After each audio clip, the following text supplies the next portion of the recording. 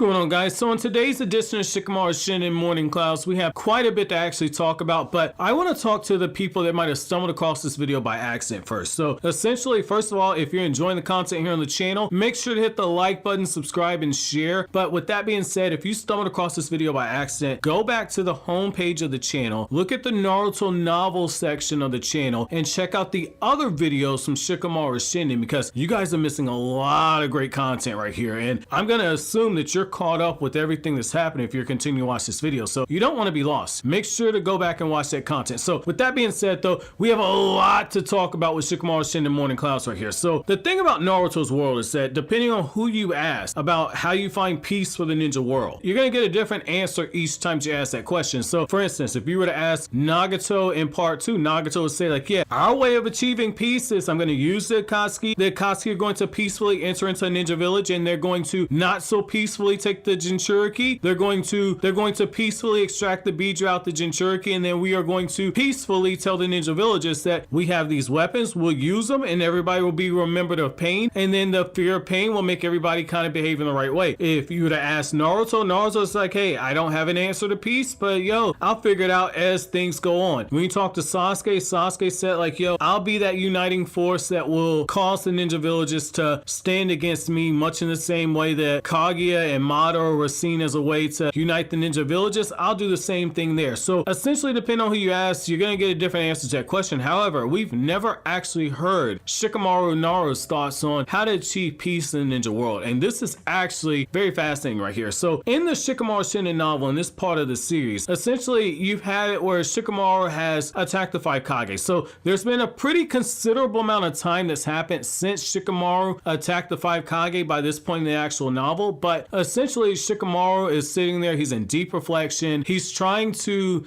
essentially think of a way to actually progress things, because the issue that he's running into is like, not only does he have the other Kages mad at him, but he's also got Naruto mad at him now, because Naruto did not appreciate what Shikamaru did at this point. So while he's sitting there thinking, Shikamaru is kind of reflecting back on his life a little bit. And one thing that this actually does is it takes us to that moment where Shikamaru is thinking about how to actually achieve peace in the ninja world. And you know, Shikamaru is like one of the most brilliant minds in the entire ninja world. If there's anybody who could come up with a real answer for peace, you would think it's Shikamaru. Like, think about it. If like there's a strategy you got to come up with, who are you going to go see? Probably Shikamaru. And so when forced with the question of how do you achieve peace in the ninja world, ironically, the answer that Shikamaru has is very similar to the answer that Kakashi Hatake has in the Kakashi Retsuden novel, The Six Hokage and the Fallen Sun, which I'm also covering here on the channel as well. So I like the fact that you're kind of getting a glimpse into the darker side of the mind of Shikamaru, and you're also getting a glimpse into how far this man will actually go for peace. So with the scene and context finally being set, what I'm going to do now is I'm actually going to read the passage from the light novel, and then I'm going to give you guys more of my thoughts on what we actually go over. So it's here, I quote, "For ninja, battle may be their core nature, but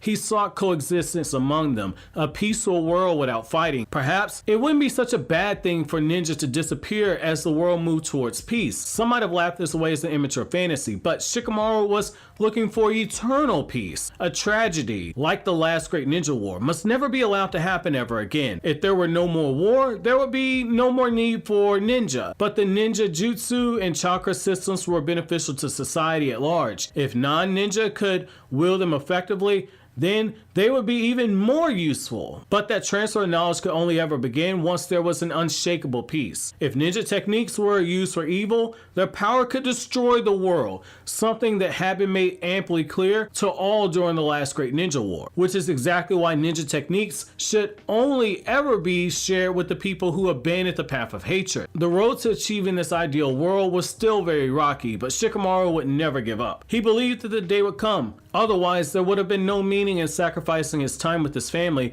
to work like this." End quote. So what I like right here is the fact that like Shikamaru is saying a couple things. So the first thing he says, like I talked about in the actual prelude to the actual quote, is I said like, yo, he has the same mind state that Kakashi had, which makes sense. Shikamaru during his formative years working under the Hokage, Shikamaru was actually working under Kakashi and he was doing a lot of Kakashi's work. So it makes sense that the way that Kakashi views things is how Shikamaru does. So Kakashi and Shikamaru both believe that in order to actually achieve peace, you need a world where ninja are not going to play a huge role. The ninja system itself has to be abolished, but the problem that you run into, which Shikamaru actually has an internal monologue earlier before this, is that the feudal lords need the ninja in order to start war. The feudal lords need ninja in order to carry out missions. That way the feudal lord themselves can continue to make money. They supply the ninja villages with money, but they also make money on the backs of the ninja villages as well. So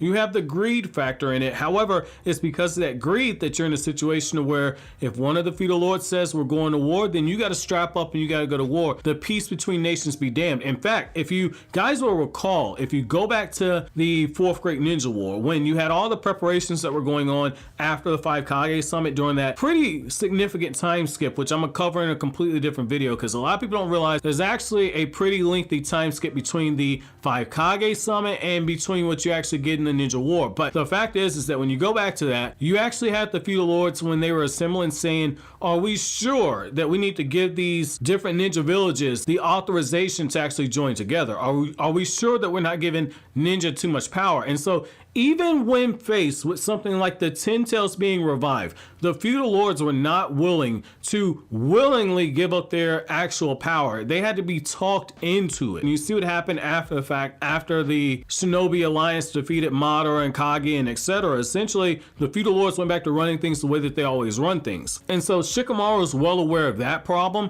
but Shikamaru also realizes that like, yo, if we get to a situation where we no longer have ninja, now we run into a problem of, well, chakra is meant to connect people. You know, Shikamaru says that the chakra pathway system and ninjutsu, ninja techniques are stuff that can actually benefit humanity. And he says that, well, the problem that you run into there is the fact that if you start teaching people how to actually wield chakra, now more people are more prone to actually using chakra and ninjutsu in the wrong way. Instead of using it for peaceful manners, they're gonna rob banks and do etc. And so now you're looking at a more violent world using a source that was supposed to be essentially used for actual good with Hagoromo and Vision. And it kind of goes back to one of the bigger themes of humanity. Are people inherently evil? Now, I know that that might come as a big surprise to some of you guys. So you're like, wait a second, I'm a nice guy. If I see a lost dog, I pick up the dog and I look for a collar on the dog to see if the owner's information is there. If I see an old lady struggling to put some groceries in the car, I offer help.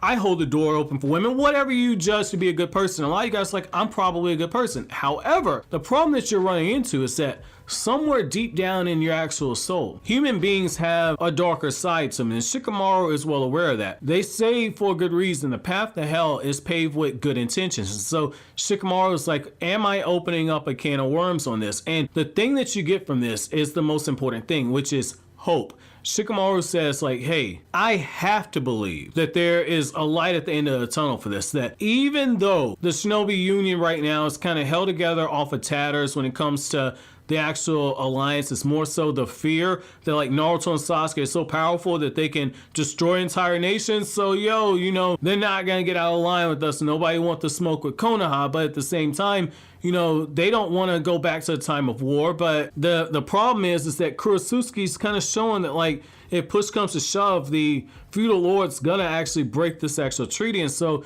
Shikamaru understands that like to a certain extent, there's never actually true peace. It's more of just a soft cold war. And so you're in this situation where Shikamaru genuinely wants to see things work out for the ninja world, but he's not sure. But that whole sensation of hope, that's that one thing that's kind of keeping him kind of pushing forward. He's saying like, look, I'm giving up time. I'm working just as hard as the Hokage. Hell, I'm probably working harder than the Hokage. I have to babysit him and make him go home to visit his wife. You know, I've slacked up. I haven't gone home as much to see my family lately. You know, I have to believe my service is essentially paying off for the greater good. And so you see right there how Shikamaru is genuinely struggling at this point. And so I like how this is kind of like a situation where he might be overthinking it, and that's fine. Shikamaru is human. And you just see how that's kind of like the drawback to somebody that has like 9,000 steps ahead planned in advance. The drawback to that is that like, yo, he can slip up and make mistakes every now and then. So I do like that right there. So I want to know from you guys, do you guys agree with Kakashi and do you guys agree with Shikamaru that peace is only going to be achieved once there's no longer a need for ninja and the feudal lords? And then the second question I have for you guys, this is more of a philosophical question. So do you guys think that people are inherently evil, or do you think that people are inherently good and then they're just good people who make bad decisions? Let me know down in the comment section below. But as always, guys, if you like anything I had to say, don't forget to comment, rate, subscribe, and share. Thank you so much for watching to the end. Have an awesome day, guys.